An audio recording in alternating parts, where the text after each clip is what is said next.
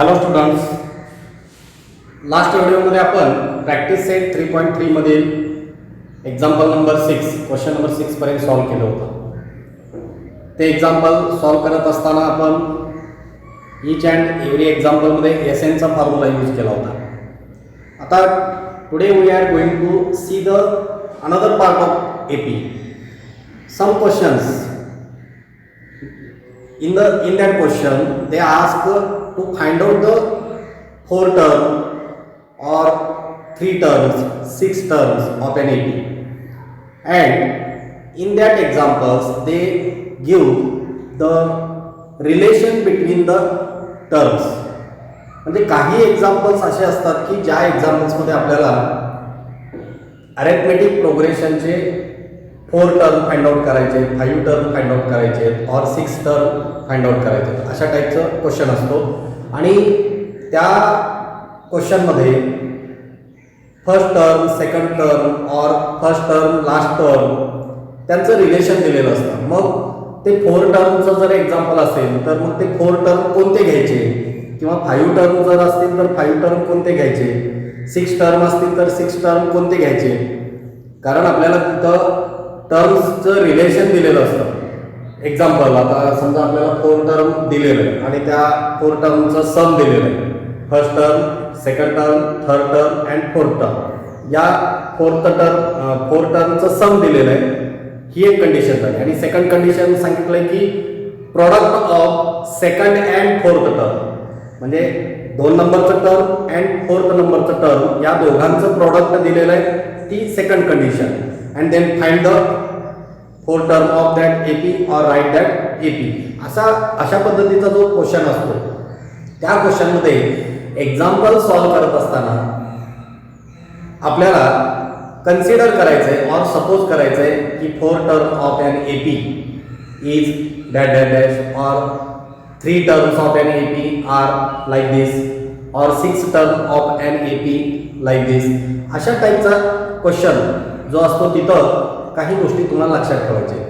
आणि काही एक्झाम्पलमध्ये आपल्याला जे टर्म्स घ्यायचे आहेत ते ऑलरेडी ब्रॅकेटमध्ये दिलेले असतात. काही एक्झाम्पल आहेत, त्या टाईपचं एक एक्झाम्पल आहे, आपण ते सॉल्व करणार आहे. आता सर्टन टू फाइंड द, मग आपण नेक्स्ट पार्ट काय करणार आहे, to find the certain numbers of terms of an AP. Suppose आपल्याला 3 टर्म्स फाइंड आउट करायचे. किती टर्म्स? 3 टर्म्स, किंवा 3 टर्म्स बद्दल रिलेशन दिलेलं आहे. बघा मी काय लिहितो, first 3 terms of an AP. आता जेव्हा तुम्हाला 3 टर्म्स फाइंड आउट करायचे तेव्हा कॉमन डिफरन्स आपण सपोज डी घेतलं. Common difference that is D. मग आता ते 3 टर्म्स आपल्याला जे घ्यायचे ते कोणत्या पद्धतीने असणार आहे, तर बघा आपण एक टर्म घेतलं. आता कॉमन डिफरन्स डी आहे. मग नेक्स्ट टर्म काय असेल, ए प्लस डी. आणि याच्या बिफोरचं टर्म काय असेल, तर ए मायनस डी. लक्षात येते का बघा. तर जेव्हा तुम्हाला 3 टर्म्सचा क्वेश्चन विचारलेला असतो तेव्हा तुम्हाला जे टर्म्स घ्यायचे ते टर्म्स या पद्धतीने घ्यायचे. म्हणजे ए मायनस डी हे त्या 3 टर्म्स मधील और त्या एपीचं हे फर्स्ट टर्म आहे, हे सेकंड टर्म आहे आणि हे थर्ड टर्म आहे. इथं नीट लक्षात ठेवा, ए म्हणजे फर्स्ट टर्म नाही. तर इथं कॉमन डिफरन्स आपण डी कन्सिडर केलं तर एक टर्म जर ए असेल तर next term a plus d and before term a minus D. म्हणजे 3 टर्मचा क्वेश्चन जर विचारला असेल तर या पद्धतीने आपल्याला कन्सिडर करायचं आहे. सेकंड, सपोज आपल्याला 4 टर्म्स ऑफ एन एपी, 4 टर्म्सचं क्वेश्चन जर विचारला असेल तर आपण काय करणार आहे, कॉमन डिफरन्स जे आहे ते 2D घेणार आहे. म्हणजे बघा कॉमन डिफरन्स घेणार आहे 2D. मग 2D जर कॉमन डिफरन्स आपण घेतलं तर एक टर्म सपोज ए प्लस डी आहे. एक टर्म काय, ए प्लस डी. मग नेक्स्ट टर्म काय असेल, याचा नेक्स्ट टर्म, तर ए प्लस डी मध्ये आपण 2D ऍड केलं तर ए प्लस 3D. आपण कॉमन डिफरन्स या टर्म मध्ये डी ऍड करतो आणि मग आपल्याला नेक्स्ट टर्म मिळतं ए प्लस डी, मग डी 2d हे कॉमन डिफरन्स आहे, D plus 2d how much A plus 3d. आता before term a plus D च्या आधीचं टर्म काय असेल तर ए प्लस डी च्या आधीचं टर्म ए प्लस डी मधून 2d आपण सबट्रॅक्ट करणार, ए प्लस डी मधून 2d मायनस करणार. कॉमन डिफरन्स जर मायनस केलं तर आपल्याला बिफोर टर्म मिळेल, म्हणजे a plus D minus 2d केलं तर आपल्याला काय मिळेल ए मायनस डी. मग ए मायनस डी याच्या आधीचं टर्म काय असेल, ए मायनस डी च्या आधीचं, तर ए मायनस डी आधीचं टर्म जर घ्यायचं असेल तर आपल्याला पुन्हा काय करावं लागेल, ए मायनस डी मायनस डी, कारण आपण कॉमन डिफरन्स काढत असताना काय करतो, next term minus before term. मग बिफोर टर्म आपल्याला फाइंड आउट करायचं आहे, तर ए मायनस डी मधून 2d सबट्रॅक्ट केलं आपल्याला मिळेल a minus 3d, a minus d minus 2d. Next आपण जाताना काय करतोय, ऍड करतोय, ए प्लस डी प्लस 2d केलं ए प्लस 3d. आणि बिफोर टर्म फाइंड आउट करताना कॉमन डिफरन्स काय करतो, सबट्रॅक्ट करतो, मग a minus d a minus 3d. म्हणजे 4 टर्मचा जेव्हा आपल्याला क्वेश्चन विचारला जाईल त्यावेळेस आपल्याला जे 4 टर्म कन्सिडर करायचे ते या पद्धतीने कन्सिडर करायचे 4 टर्म्स.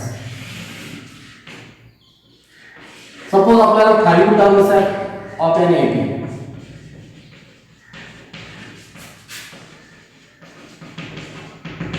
फाइव्ह टर्म्स जेव्हा कन्सिडर करायचे तेव्हा पुन्हा कॉमन डिफरन्स आपण डी कन्सिडर केला, कॉमन डिफरन्स आपण जर डी कन्सिडर केलं, एक टर्म ए आहे. आता नेक्स्ट 2 टर्म लिहायचे म्हणजे a plus d a plus 2d, a plus d मध्ये पुन्हा डी ऍड केलं ए प्लस 2d.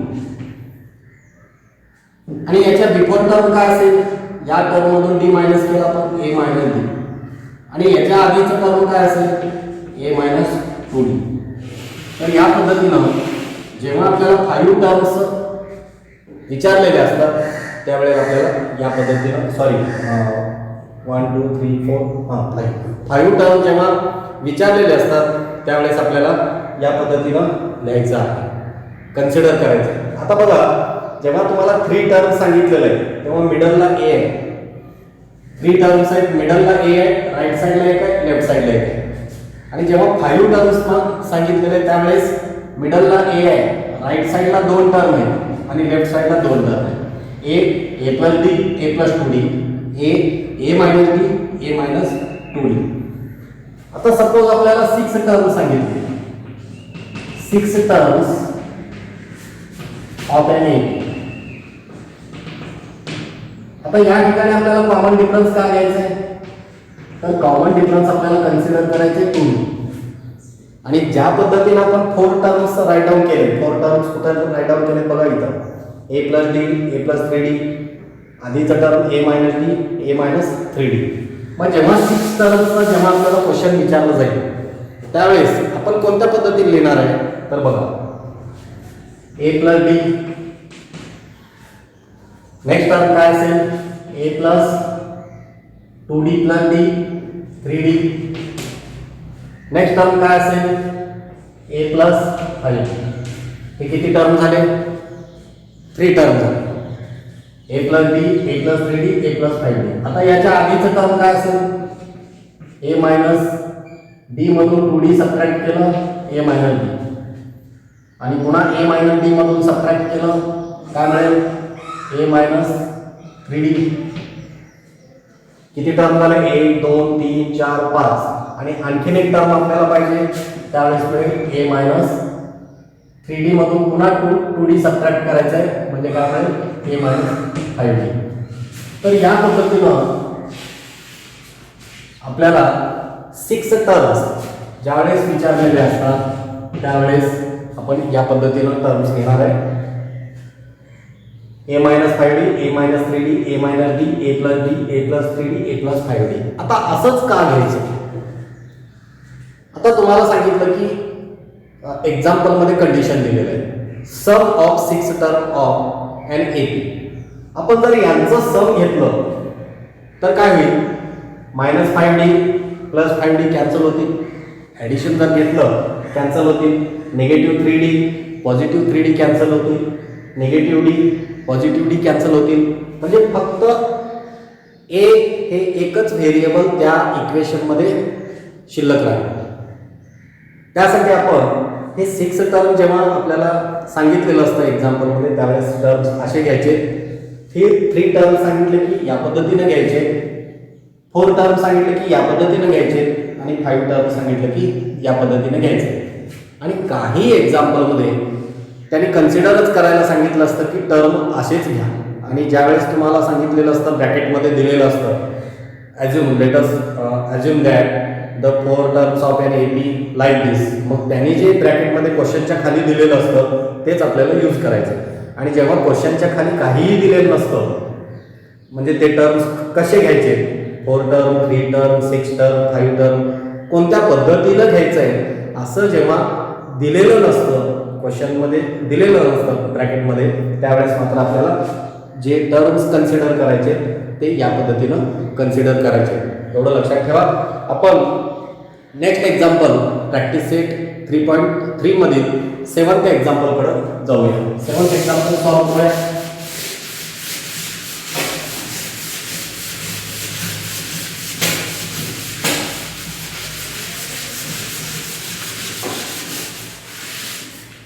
आता 7th एक्झाम्पल काय दिलेलं आहे, पेज नंबर ओपन करा.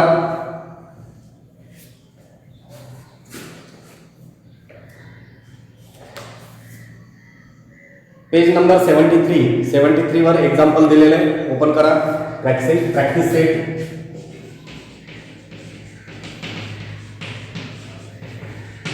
3.3 एक्झाम्पल नंबर 7th एक्झाम्पल काय दिलेलं आहे, in an AP sum of 3 terms. In an AP, sum of 3 consecutive terms is 27. Sum of 3 terms. AP चे 3 टर्म्स दिलेले आहेत आणि त्यांचं सम दिलेले 27. And their product is 504. Find the terms आणि ब्रॅकेटमध्ये दिलेलं आहे assume that 3 consecutive terms in AP are a minus d, a and a plus d. म्हणजे आपल्याला जे कन्सिडर करायला सांगितलेलं आहे ते काय काय दिलेलं आहे बघा. Suppose 3 terms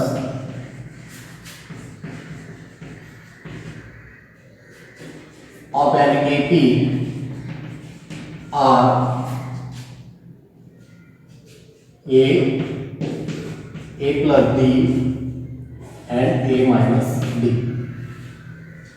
a plus d, a minus d हे 3 टर्म्स आपल्याला कन्सिडर करायला सांगितलेले आहे. आता फर्स्ट कंडिशन काय दिली आहे बाय फर्स्ट कंडिशन काय कंडिशन दिलेली आहे. First condition sum of 3 terms.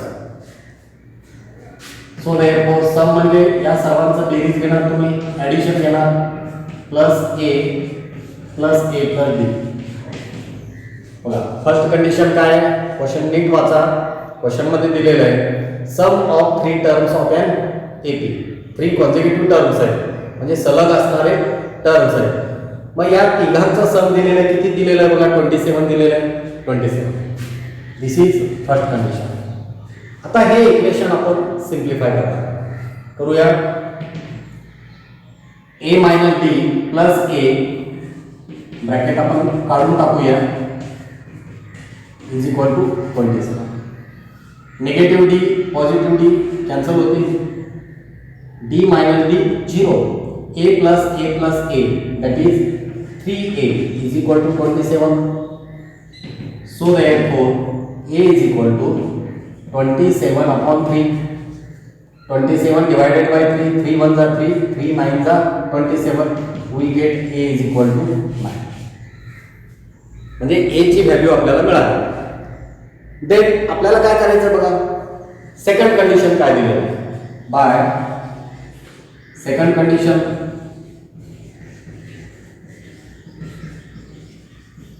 बघा, आन्सर शीट मध्ये राईट डाऊन करत असताना कोणत्या पद्धतीने करायचं आहे. मार्जिनची जी लाईन असते त्या लाईनच्या जवळ पासून आपण बाय फर्स्ट कंडिशन लिहिलेलं आहे आणि ही कंडिशन थोडंसं राईट साईडला लिहिलेलं आहे. पुन्हा बाय सेकंड कंडिशन. आता सेकंड कंडिशन काय दिलेलं आहे बघा, प्रोडक्ट म्हणजे multiplication. A into A plus d into a minus D. त्या 3 टर्म्स मध्ये फर्स्ट टर्म आहे आपण कन्सिडर केलं तर ए मिडल टर्म आहे आणि ए प्लस डी आणि हे मल्टिप्लिकेशन दिलेलं आहे 504. आता इथं आपल्याला दोन ब्रॅकेट दिसतात, a plus d a minus d. A plus d a minus d काय होतील बघा. So therefore a square minus d square. आपण हा फॉर्म्युला बघितला होता एक्सपान्शन फॉर्म्युल्यामध्ये. A plus b a minus b is equal to a square minus b square. हा formula आहे, फक्त बी च्या जागी कोण आलेला आहे, डी आलेला आहे. म्हणजे a plus d into a minus d केलं की a square minus d square into a is equal to 504. Okay. आता ए ची व्हॅल्यू आपल्याला माहित आहे, a is equal to 9. Put a is equal to 9. A is equal to 9 आपण put up करूया इथं. सो देयरफॉर ब्रॅकेट आहे इथं. ए म्हणजे 9 square minus d square into 9 is equal to 504. So therefore 9 चा स्क्वेअर काय मिळेल, 81 minus d square is equal to 504 upon 9 into 9 आहे. डिवाइड करूया आपण. 9 1 जा 9, 9 5 जा 45, पुन्हा 5 रिमेन्स, 9 6 जा 54. 504 ला आपण 9 ने डिवाइड केलं 56 मिळालं.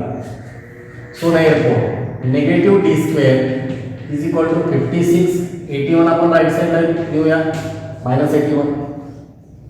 So therefore negative d square is equal to 56 minus 81 किती होतील, 81 मधून 56 सबट्रॅक्ट करावं लागेल. 11 minus 6 5, return carry 1, 8 minus 6 that is 2, negative 25.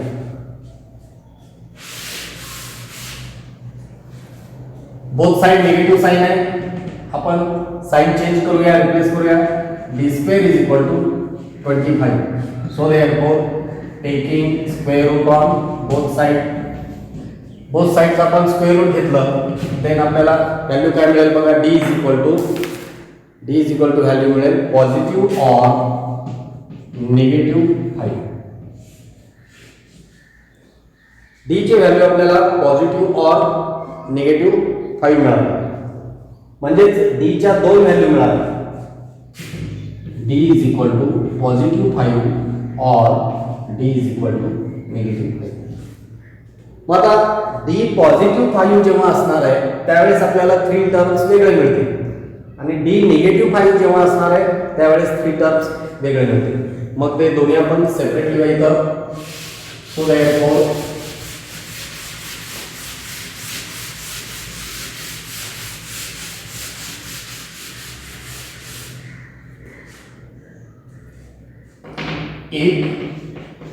D is equal to positive 5. So therefore first term of an AP काय होते बघा. 3 term A plus B A minus B आपण असे कन्सिडर केले. मग हे फर्स्ट टर्म आहे A minus B. First term is equal to A minus B.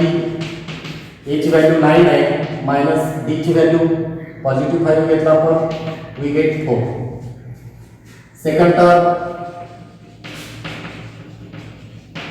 Second term काय A आणि A ची व्हॅल्यू आहे 9. Third term is equal to A plus D. that is 9 plus 5 we get 14. हे झालं if d is equal to positive 5. Second if d is equal to negative 5 आपण consider केलं तर first term if d is equal to negative 5 consider केलं first term that is a minus d is equal to a minus negative 5. negative 5 केलं a ची value 9 आहे. negative negative positive plus 9 plus 5 14. second term आहे 9 that is a आहे. second term a आहे आणि आपण a घेतलं तर a ची value 9. Third term a plus d that is 9 plus negative 5 म्हणजे 9 minus 5 we get 4. म्हणजे अशा पद्धतीनं आपल्याला जे नंबर्स मिळणार आहेत ते कोणत्या पद्धतीने मिळणार आहेत. So therefore the required numbers R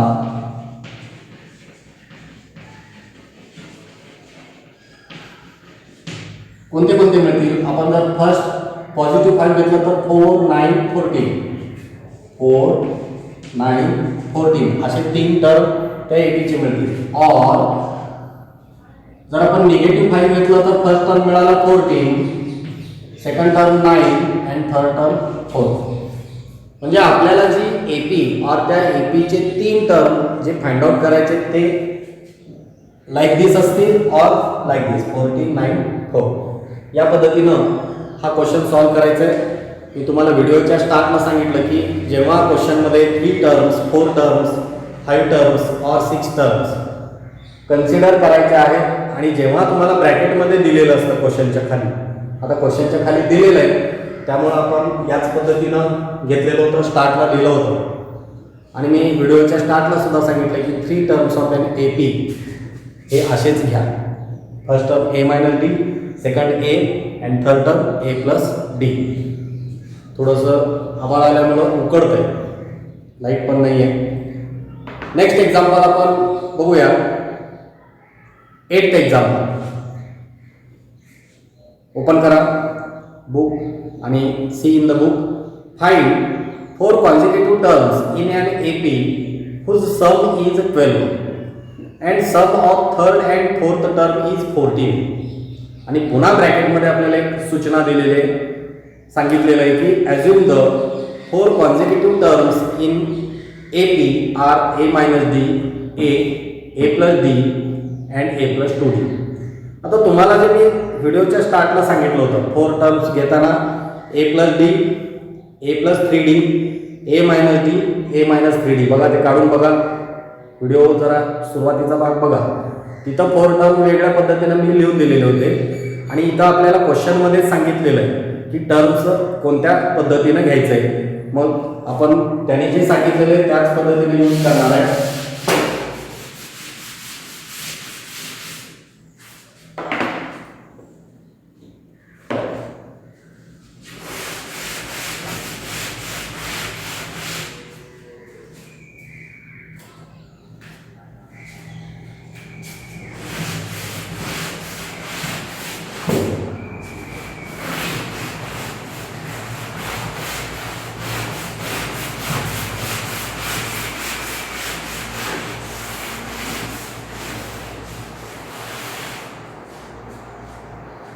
आता बघा 8th एक्झाम्पल मध्ये find 4 consecutive terms. Suppose 4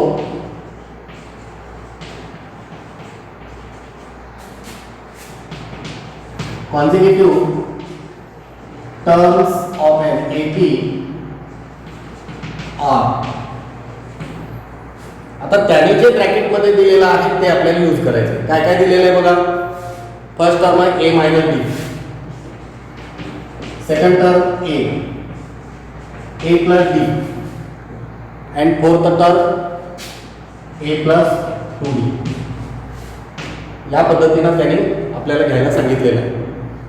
first term काय घेतलेलं आहे a minus D, second A plus d and A plus 2d या पद्धतीनं घ्यायला सांगितलं. ओके, मग आता आपण हे 4 टर्म ब्रॅकेटमध्ये ज्या पद्धतीनं दिलेलं आहे त्या पद्धतीनं आपण कन्सिडर केलं. आता कंडिशन वाचूया. Whose sum is 12. म्हणजे फर्स्ट कंडिशन काय आहे, या 4 टर्म्सचं जे सम दिलेलं आहे ते सम किती आहे 12 bye first condition. So therefore bye first condition काय कंडिशन दिलेली आहे, sum of these 4 terms is 12.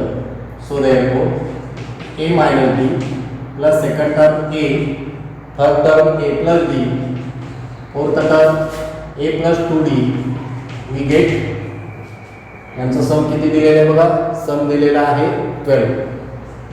Okay, आता negative d positive d get cancel, d minus d get cancel, a plus a plus a plus a किती terms आहेत 4. a plus a plus a plus a we get 4a plus 2d is equal to 12. So therefore आता या दोघांमध्ये 2 common मिळेल 4a plus 2d. आता हे common घ्यायचं का नाही हे सेकंड कंडिशनवर डिपेंड आहे. आपण सेकंड कंडिशन वाचूया आणि आपल्याला इक्वेशन काय मिळतं ते बघूया. And sum of third and fourth term. आता सेकंड कंडिशन मध्ये sum of third and fourth term. Third term कोण आहे a plus d and fourth term a plus 2d. यांचं सम किती मिळालं बघा, यांचं सम त्यांनी दिलेल्या क्वेश्चन मध्ये थर्ड अँड फोर्थ टर्मचं सम आहे 14. मग a plus a 2a d plus d 3d is equal to 14. म्हणजे सेकंड इक्वेशन आपल्याला 2a plus 3d is equal to 14 मिळेल आणि फर्स्ट इक्वेशन काय 4a. मग आपल्याला इथं 2 कॉमन जर घेतल्यानंतर आपण जर 2 या दोघांमध्ये कॉमन आहे, 2 ब्रॅकेटच्या बाहेर आले, 2 2 4 2a plus d is equal to 12. 2 आपण राईट साईडला घेऊन गेलो, 12 divided by 2 2a plus d 2 1 जा 2 2 6 जा 12. then we get 2a plus d is equal to 6. this is first equation. आता फर्स्ट इक्वेशन मध्ये 2 कॉमन का घेतलं तर 2a and 2a टर्म्स आपल्याला सेम मिळावेत यासाठी. आता बाय सेकंड कंडिशन काय बघा, सेकंड कंडिशन. सेकंड कंडिशन मध्ये आपल्याला दिलेलं आहे sum of third and fourth term. मग थर्ड टर्म आहे a plus d, fourth term आहे a plus d. First term, second term, third and fourth, third fourth या दोघांचं sum a plus d. This is third term plus fourth term a plus 2d and the sum is 24. Sorry 14. Sum किती दिलेलं आहे 14. a plus a 2a d plus d 3d is equal to 14. This is second equation. आता हे दोन्ही equation आपल्याला simultaneous equation सारखं दिसतात आणि हे दोन्ही इक्वेशन आपल्याला सिम्प्लिफाय करायचं. मग काय करावं लागेल, आपण सेकंड इक्वेशन मधून फर्स्ट इक्वेशन सबट्रॅक्ट करूया. म्हणजे 2a कॅन्सल होतील आणि 3d मायनस d मिळेल, 14 मायनस 6 मिळेल. आता काही स्टुडंट्स काय करतात तर काही स्टुडंट फर्स्ट मधून सेकंड इक्वेशन सबट्रॅक्ट करतात आणि साइन चेंजिंग जे आहे ते साइन चेंजिंग करताना तिथं थोडंसं मिस्टेक आपल्या हातून झालं तर आपल्याला व्हॅल्यूज या वेगळ्याच मिळतील. त्यामुळं सोपं काम जे आहे ते करा, हार्ड काम करू नका. इझिली आपल्याला आन्सर मिळाला पाहिजे यासाठी subtract equation first from equation 2 मधून आपल्याला 1 सबट्रॅक्ट करायचं. आता सेकंड इक्वेशन आपल्याला आधी द्यावं लागेल 2a plus 3d is equal to 14. And first equation काय आहे 2a plus d is equal to 6 आणि सबट्रॅक्शन करत असताना सेकंड इक्वेशनच्या ईच अँड एव्हरी टर्मचं साईन आपण अपोजिट करतो. का अपोजिट करतो हे तुम्हाला माहीत आहे बघा. 2a + 3d आपण जर हॉरिझॉन्टल राईट केलं 2a + 3d minus 2a + d is equal to 14 - 6 या पद्धतीने येईल, बरोबर आहे. मग 2a + 3d as it is. आता सबट्रॅक्शन करत असताना ब्रॅकेटच्या बाहेर निगेटिव्ह साईन आहे, 2a पॉझिटिव्ह आहे, काय होईल निगेटिव्ह 2a. पॉझिटिव्ह डीचं काय होईल negative d.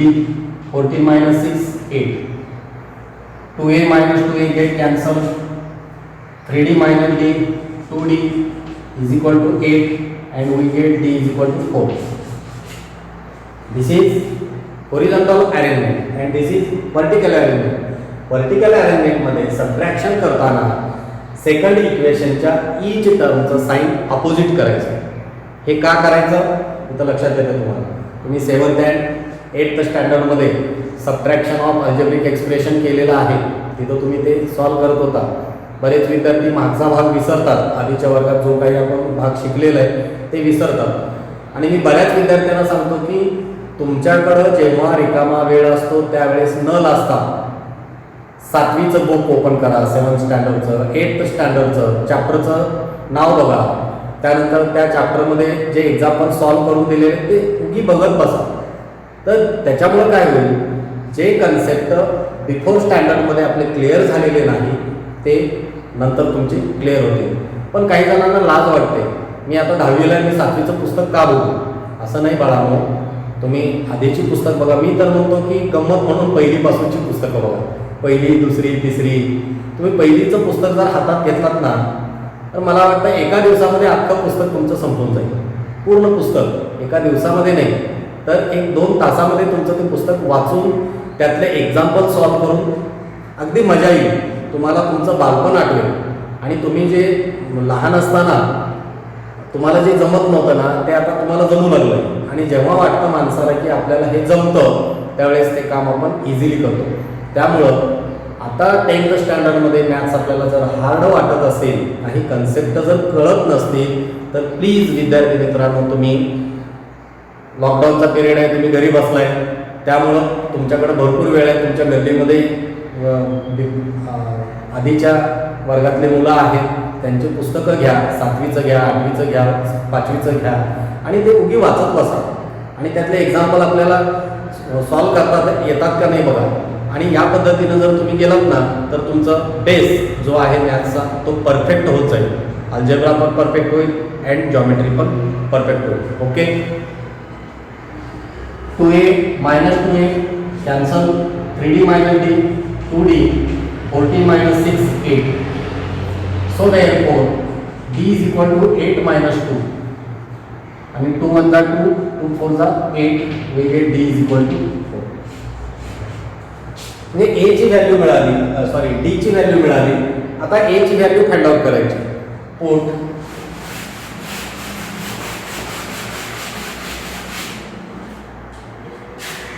put d is equal to 4 in equation 1. तर इक्वेशन 1 कुठे आहे बघा, इथे आहे 2a plus. So therefore 2a plus d ची value 4 is equal to 6. First equation. d ची व्हॅल्यू आपण पुट अप केली. So therefore 2a is equal to 6 - 4. So therefore a is equal to 2a is equal to 6 - 4 2 and a is equal to 2/2. 2 upon 2 we get a is equal to 1. 2 1 जा 2, 2 1 जा 2. a and d च्या value मिळाल्या. So therefore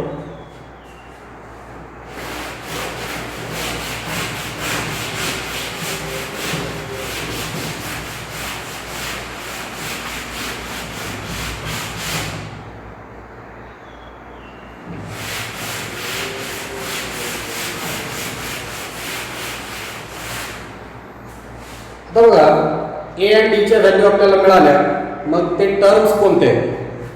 so therefore first term first term काय होतं बघा, एपीचं first term ब्रॅकेटमध्ये दिलेलं आहे a minus D आणि ए ची व्हॅल्यू 1 अँड डी ची value 4. 1 minus 4 that is -3. Second term आहे ए आणि ए ची व्हॅल्यू किती आहे बघा 1. सेकंड टर्म ए आहे, आपण एक्झाम्पलच्या स्टार्टला कन्सिडर केलेलं होतं. And third term a plus D,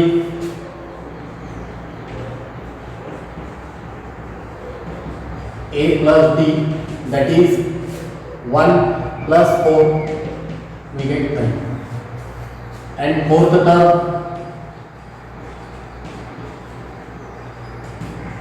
a plus 2d, that is 1 plus 2 into 4, 1 plus 4 to the 8, we get 9. So therefore आपल्याला लास्टला काय, द रिक्वायर्ड टर्म्स आर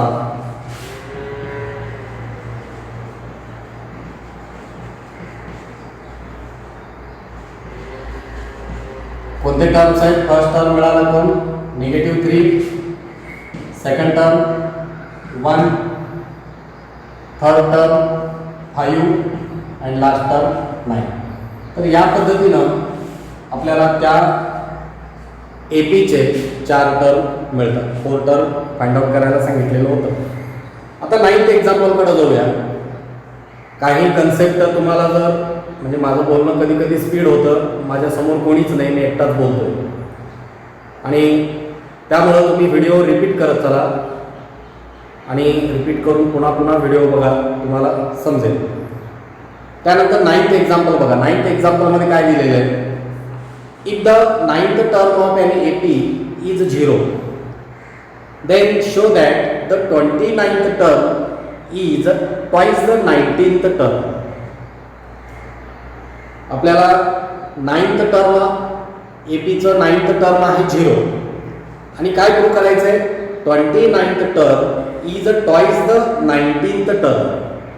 29 नंबरचं जे टर्म आहे ते 19th नंबरच्या ट्वाइस आहे, डबल आहे. हे आपल्याला प्रूव्ह करायचं आहे. सिंपल एक्झाम्पल आहे. खरं म्हणजे हे एक्झाम्पल प्रॅक्टिस सेट 3.2 मध्ये द्यायला पाहिजे होतं, त्याने प्रॅक्टिस सेट 3.3 मध्ये दिले. कारण हे एक्झाम्पल सॉल्व करत असताना nth term of an AP that is TN is equal to A plus n minus 1 into D हा फॉर्म्युला यूज करावा लागणार आहे. कारण इथं SNचा वगैरे आपल्याला फॉर्म्युला यूज करायचा नाही किंवा 4 टर्म 5 टर्म 6 टर्म या टाईपचं क्वेश्चन नाही आहे. इथं nth term of an AP. 9th term 0 आहे, एपीचं 9th टर्म 0 आहे आणि काय प्रूव्ह करायला सांगितलं आहे, 29th टर्म हे 19th टर्मच्या ट्वाइस आहे.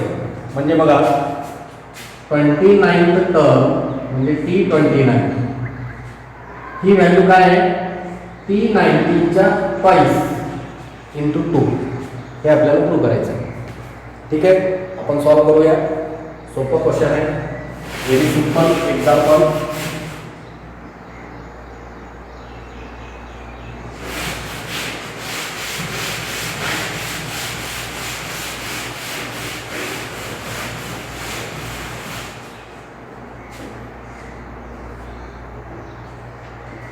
चॉकपीस घेतो.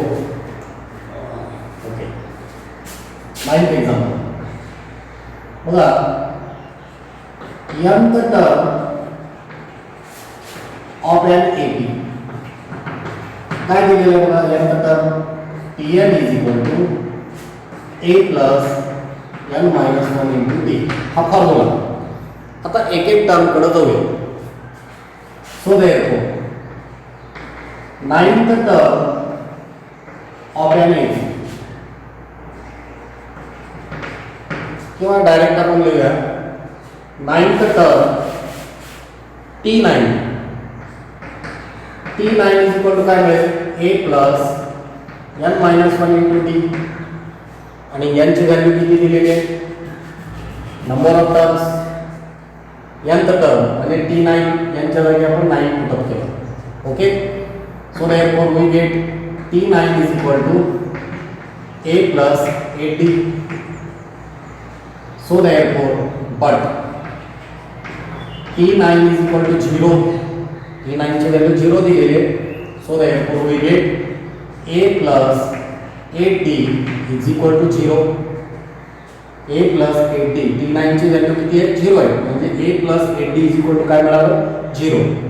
So therefore A is equal to 8D आपण राईट साइडला घेऊन गेलो निगेटिव्ह 8D. क्वेश्चन मध्ये जे फर्स्ट सेंटेन्स दिलेलं आहे 9th term of an AP, त्यावरून आपल्याला A ची व्हॅल्यू मिळाली A is equal to negative 8D. नाव आता 19th टर्म, आधी आपण 19th टर्म कडे जाऊ. 19th term is equal to 19th term म्हणजे T19 is equal to A plus, directly लिहू शकाल 19th टर्म. 9th टर्म काय मिळालं? A plus 8D.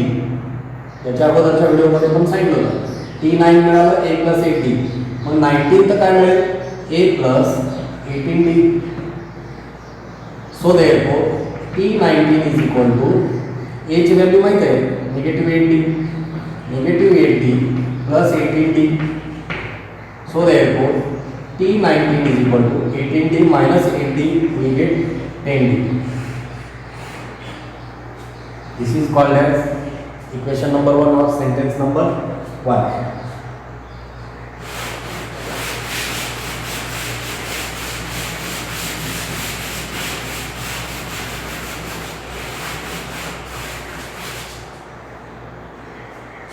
So therefore 29th term म्हणजे T29 ची व्हॅल्यू काय मिळेल? Tn ची, Tn चा फॉर्म्युला आहे A plus n minus 1 into D. आता T29 मिळेल A प्लस 28D. पुन्हा A ची व्हॅल्यू पुटअप करूया. T29 is equal to A ची व्हॅल्यू आहे negative 8D plus 28D. So therefore T29 is equal to 28D minus 8D, we get 20D. आता थोडंसं काय आपल्याला रिलेशन कोणामधलं दाखवायचं आहे? 29th term and 19th term. मग या 20D ला आपण ब्रेक करूया. 20D ला ब्रेक केलं 2 into 20 means 2 into 10. 2 into 10D काय मिळेल? 20D. 10D into 2 20D. This is equation number 2. From 1 and 2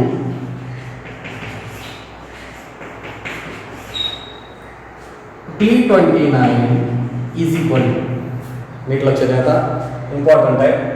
T29 2 as it is into, आता 10D म्हणजे कोण आहे? 10D म्हणजेच T99. 10D means T19. T19 ची व्हॅल्यू 10D मिळाली और 10D मीन्स कोण आहे? T19. मग आपण 10D च्या जागी T19 जर पुटअप केलं तर आपल्याला काय मिळालं बघा? 29th term is twice than the 19th term. 29th term is twice than the 19th term. हेच आपल्याला प्रूव्ह करायला सांगितलं. मग मी इथं लिहिलं होतं साईडला, त्या पद्धतीनं आपण हे प्रूव्ह केलेलं आहे. तर या पद्धतीनं प्रॅक्टिस सेट 3.3 आपण सॉल्व केलेलं आहे. प्रॉब्लेम सेटमध्ये सुद्धा या टाईपचे क्वेश्चन आहेत, ते तुम्ही व्यवस्थित वाचा आणि सॉल्व करा. नंतर आपण सगळे चॅप्टर झाल्यानंतर प्रॉब्लेम सेट सॉल्व करायला सुरुवात करणार आहे. फक्त चॅप्टरमधील ईच अँड एव्हरी कन्सेप्ट आपल्याला सुरुवातीला क्लिअर करत जायचं आहे. तुम्हाला हा व्हिडिओ आवडला असेल तर लाईक करा, चॅनलला सबस्क्राईब करा, बेल आयकॉनला क्लिक करा आणि हा व्हिडिओ किंवा इतर जे व्हिडिओ आहेत ते तुम्ही तुमच्या मित्रांना शेअर करा. इथंच मी थांबतो. थँक्यू.